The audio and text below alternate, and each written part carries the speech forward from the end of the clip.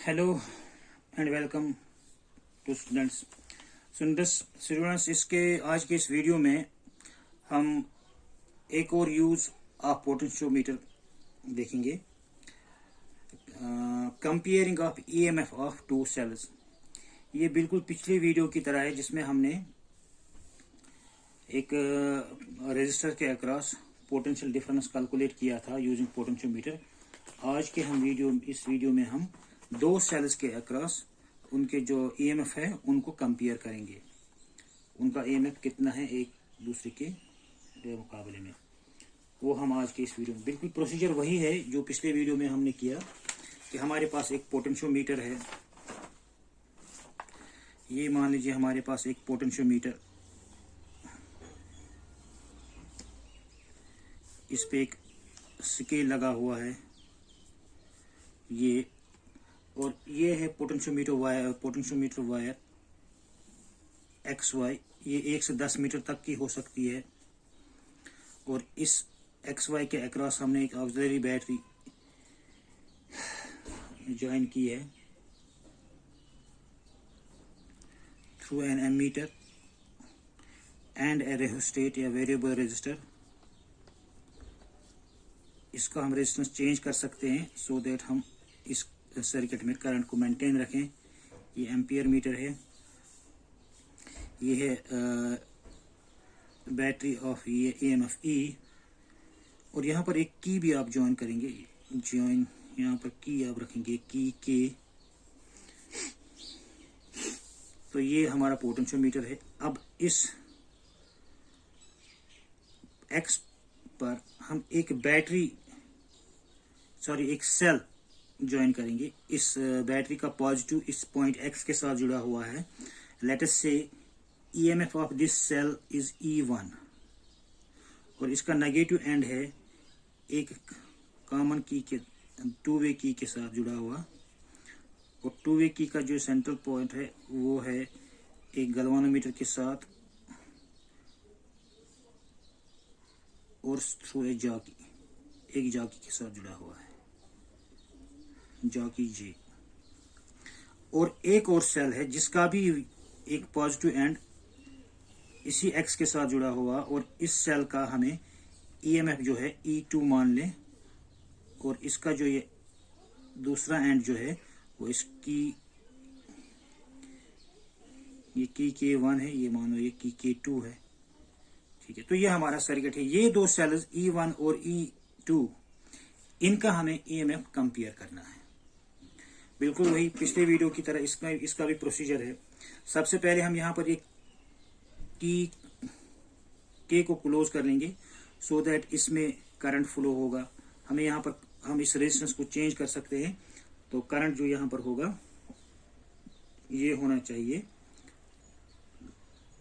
Constant रहना चाहिए। अब इस की के साथ साथ हम की 1 भी ज्वाइन कर लेंगे सच दैट ये cell of EMF E1 is also connected. यहां पर एक रेजिस्टेंस हम ज्वाइन करेंगे। तो अब करंट यहां से भी फ्लो हो रहा है। Galvanometer will show some deflection. ठीक है, और अब क्या कर लेंगे, इस गैल्वेनोमीटर को हम इस जॉकी को हम स्लाइड करेंगे इस वायर XY पर।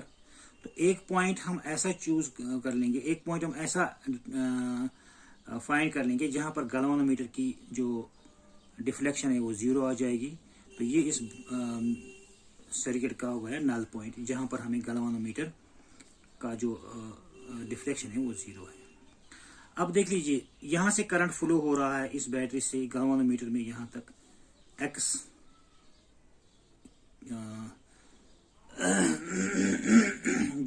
X और J के दरमियान करंट फ्लो हो रहा है। और सिंस अभी जब इसको स्लाइड करके हम देखेंगे कि गैल्वेनोमीटर 0 डिफ्लेक्शन फ्लो दिखा रहा है, तो उसका मतलब ये होगा कि यहां से कोई करंट फ्लो नहीं हुआ। मतलब गैल्वेनोमीटर के दो पॉइंट से है वो सेम पोटेंशियल पर है।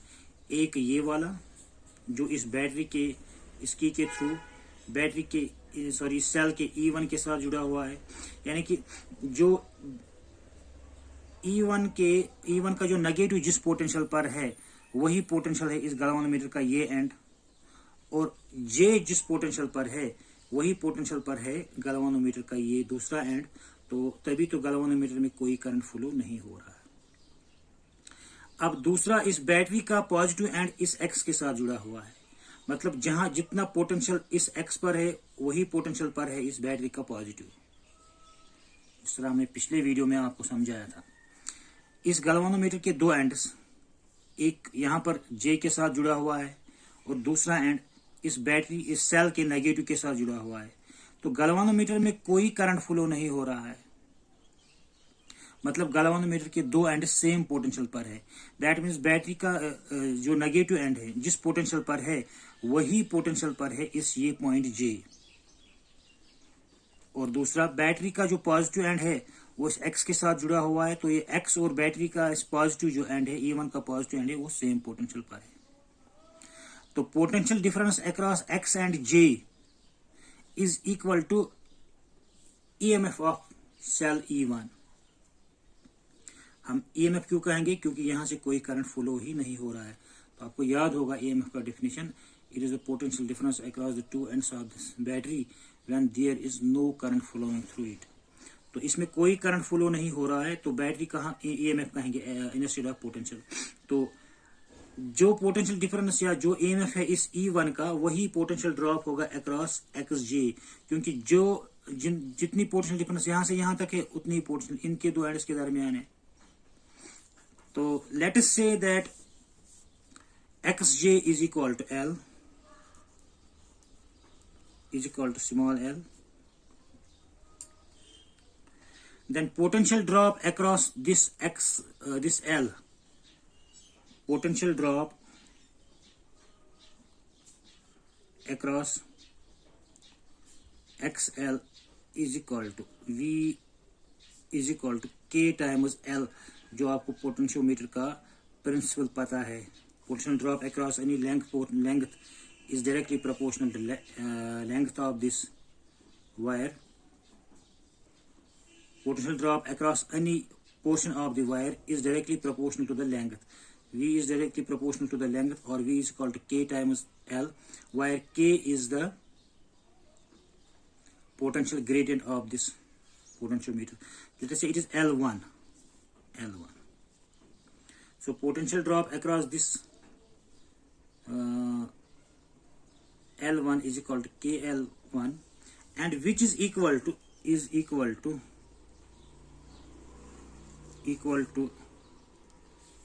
EMF of E1. So हम लिखेंगे EMF of E1 is equal to K times L1. तो अब इस K1 को हम ओपन कर लेंगे, यहां से हटा देंगे ये की। अब इस K2 को ज्वाइन कर लेंगे। अब यहां पर E1 जो है डिस्कनेक्ट हो गई और E2 कनेक्टेड हो गई। अब फिर दोबारा हम इस जॉकी को स्लाइड करेंगे और किसी एक पॉइंट पर देखेंगे जहां पर इसका नल पॉइंट है। Let us say it is at J dash. अब की बार नल पॉइंट जो है J1 पर है या J डैश पर है, और X से J डैश तक जो लेंथ है ये L2 है। फिर वही बात, अब गैल्वेनोमीटर में अब भी कोई करंट फ्लो नहीं हो रहा है। दैट मीन्स गैल्वेनोमीटर के दो एंड जो है सेम पोटेंशियल पर है, क्योंकि उनके दरमियान कोई करंट फ्लो नहीं हो रहा है। मतलब ये कि जो पोटेंशियल J डैश पर है वही पोटेंशियल है इस बैटरी E2 के नेगेटिव साइड पर। तो J2 and negative of the E2 is at the same potential, तभी तो इसमें करंट फ्लो नहीं हो रहा है। अब दूसरी तरफ देखिए, positive of this E2 is connected to again X पर। तो जो पोटेंशियल E2 पर हो इस पॉजिटिव पे होगा E2 के, वही पोटेंशियल X पे होगा। तो जो पोटेंशियल ड्रॉप अक्रॉस XJ होगा वही पोटेंशियल EMF या पोटेंशियल डिफरेंस अक्रॉस E2 होगा। सिंस यहां पर कोई करंट फ्लो नहीं हो रही है E2 से, तो हम इसको EMF कहेंगे, EMF E2। तो अगेन हम यहां करेंगे joining K2। Now at J dashed galvanometer shows no deflection,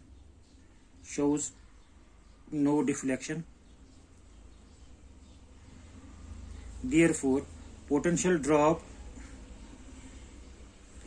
across xj dashed is equal to EMF of E2।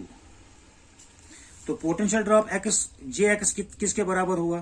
So potential drop X across X J dash is equal to V is equal to K times यहां से यहां तक जो length है L2 वही है equal to EMF E2। So E2 is equal to KL2। ये पहले हमने निकाला था E1 is equal to KL1, इसको हम नंबर देंगे इक्वेशन 1, इसको नंबर देंगे equation 2। Dividing first and second we get E1 by E2 is equal to KL1 by KL2। K और K cancel, so E2 ratio of E1 to the E2 is equal to L1 divide by L2। हमें L1 और L2 पता होगा, यहां से हम calculate कर सकते हैं। तो हम इन दो सेल्स का जो रेशियो है वो कैलकुलेट कर सकते हैं। तो इस तरह से हम दो सेल्स का EMF कंपेयर कर सकते हैं यूजिंग दिस पोटेंशियोमीटर। अगला हमारा जो ये यूज होगा, नेक्स्ट यूज होगी इस पोटेंशियोमीटर का, that is to find the, तीसरा use to find the internal resistance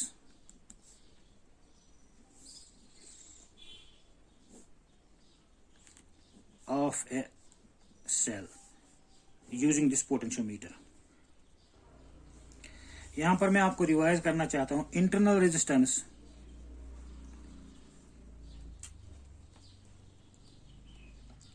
resistance और होता है बराबर E minus V upon V into R। ये आपको याद रखना, ये आपने पढ़ा है पिछले एक वीडियो में कि इंटरनल रेजिस्टेंस किस तरह इसके बराबर होता है, तो ये आप याद रखेंगे। तो अब हम पोटेंशियोमीटर का यूज करके ये इंटरनल रेजिस्टेंस का वैल्यू कैलकुलेट करेंगे। ले लीजिए वही पोटेंशियोमीटर, एक ये पोटेंशियोमीटर है, इसका स्केल यहां पर लगा हुआ है, इसके ऊपर वायर लगी हुई है XY, सॉरी पेन बैठ गया, ये XY है वायर। तो यहां पर हम ज्वाइन कर लेंगे एक auxiliary battery through galvanometer, sorry this ampere meter, then rheostat और एक की के दरमियान, और यहाँ पर एक की भी रखेंगे और इस वाई के साथ जोड़ देंगे। दूसरे साइड में इसी एक्स पॉइंट के साथ हम एक सेल जिसका हमें इंटरनल रेजिस्टेंस निकालना है वो ज्वाइन करेंगे। उसका एक पॉजिटिव एंड जो है इस एक्स के साथ ज्वाइन करेंगे और negative end of the cell is connected to a galvanometer and then through a jockey to this point and to this wire XY। यहाँ हम एक इस सेल के अक्रॉस एक रेजिस्टेंस चूज कर लेंगे, रेजिस्टेंस बॉक्स से एक रेजिस्टेंस और हम ले लेंगे और इसको एक की के जरिए से यहाँ पर जोड़ देंगे।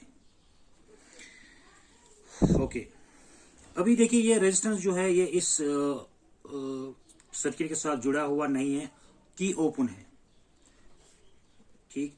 यहां पर आप ये की को ऑन करिए, की के और ये की K1, इसको ऑन करके यहां से करंट फ्लो हो रहा है, ठीक। अब इस गैल्वानोमीटर, सॉरी इस जॉकी को हम स्लाइड करेंगे इस वायर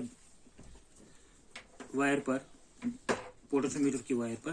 तो एक पॉइंट ऐसा हमें मिलेगा, लेट अस से एट पॉइंट J, यहां हमें गैल्वानोमीटर दिखा रहा है नल डिफ्लेक्शन। तो पिछले वीडियो में, सॉरी पिछले इस लेक्चर में आपने देखा है, पिछले वीडियो में भी और इस वीडियो में भी जो अभी हमने ये इस्तेमाल किया यहाँ पर EMF of the cell compare करने के लिए हमने देखा कि जो potential drop across X J होगा वही potential difference across this cell होगा। सिंस यहाँ पर करंट फ्लो हो रहा है गैल्वानोमीटर में अभी, तो सॉरी करंट फ्लो नहीं हो रहा है। जब एक गैल्वानोमीटर में हमने देखा कि नल डिफ्लेक्शन है, तो यहां से कोई करंट फ्लो नहीं होगा, तो हम यहां कहेंगे EMF of cell is equal to the potential drop across xg। तो let us say this is L1, length यहां से यहां तक L1। तो हम यहां पर लिखेंगे potential drop across xj is equal to V is equal to length of this xj into k times L1, k times L1 जो इसका प्रिंसिपल है पोटेंशियोमीटर का। Potential drop across any portion of the wire is directly proportional to potential gradient into the length. तो ये हो गया एक equation, आप याद रखिए। अभी इसमें करंट फ्लो नहीं हो रहा था इसमें, तो इसका तो इट इज इक्वल टू, हाँ वो यही इस जितना potential drop across X J होगा वही इसका ईएमएफ होगा। क्योंकि आप देख लीजिए जिस तरह से हमने उसमें देखा पिछले में, इसमें कोई करंट फ्लो नहीं हो रहा है गैल्वानोमीटर में, तो जे जिस पोटेंशियल पर है वही पोटेंशियल इसका है नेगेटिव का, सॉरी इस गैल्वानोमीटर के इस एंड का।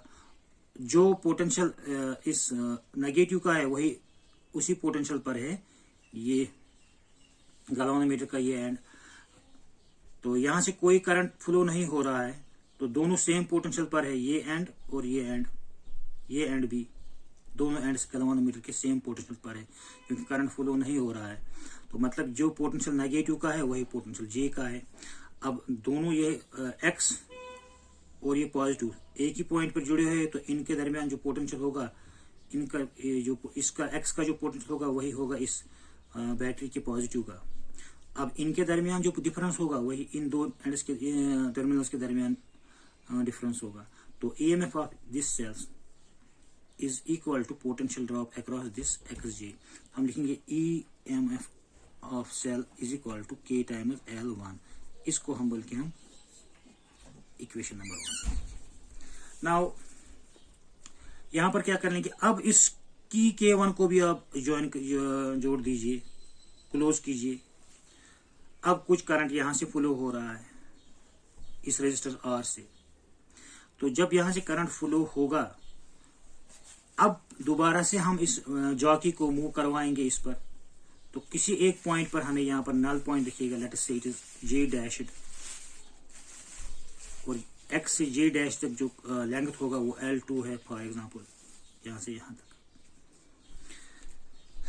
फिर उसी तरह जितना potential drop across X J dash होगा उतना ही पोटेंशियल डिफरेंस होगा इस सेल का।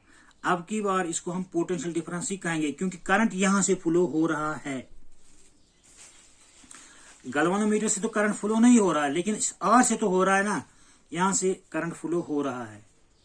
तो current is flowing through this battery through this resistance R, even though the galvanometer में जो करंट फ्लो है वो नहीं हो रहा है, जीरो है।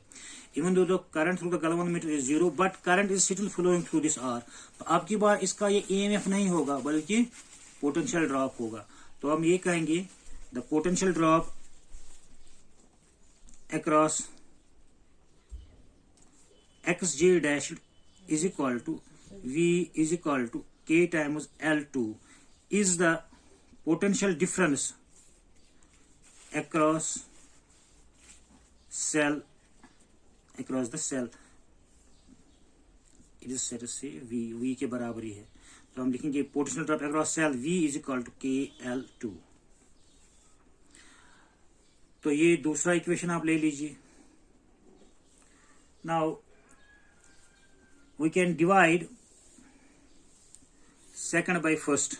Dividing second by first we will get, या first by second we will get E by V is equal to KL1 divided by KL2